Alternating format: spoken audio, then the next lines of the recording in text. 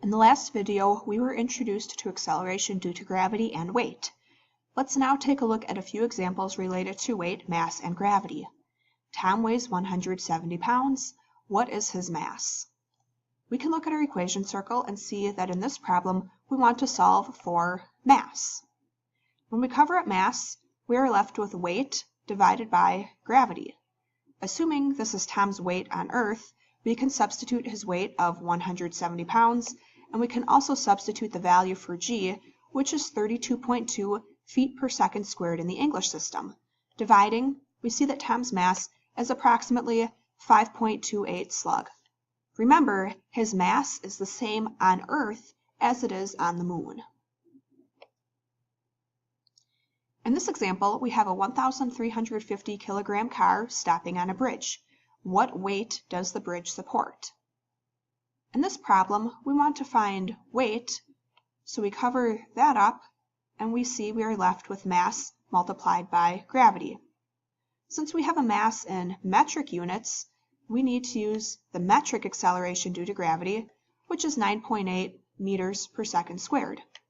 We can substitute that value in, along with 1,350 kilograms for our mass, and after we multiply, we see that the weight the bridge is supporting is 13,230 newtons, or rounded to 3 significant digits, 13,200 newtons. Let's take a look at another example, which is a little bit different than the rest. Here we have an airplane that accelerates with 2 g's. What is its acceleration? In this problem, we don't actually have to use our equation circle at all. Instead, we have to find its acceleration. We know it is accelerating at 2 g's, or 2 times the acceleration due to gravity. So all we have to do here is multiply 2 by the acceleration due to gravity, which is 32.2 feet per second squared in the English system.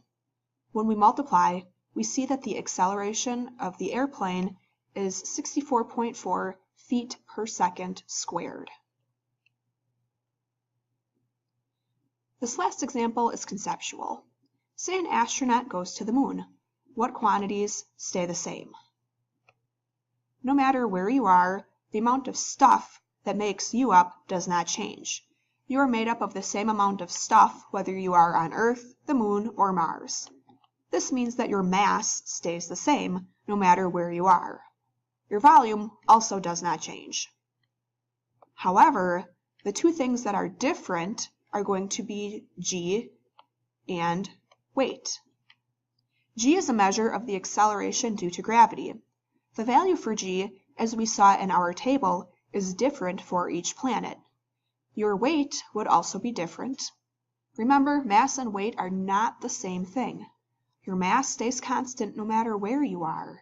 However, your weight changes as the weight is affected by the acceleration due to gravity, since we saw that earlier weight equals mass multiplied by acceleration due to gravity.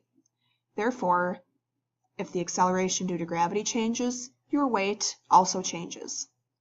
This concludes our discussion on gravity and weight.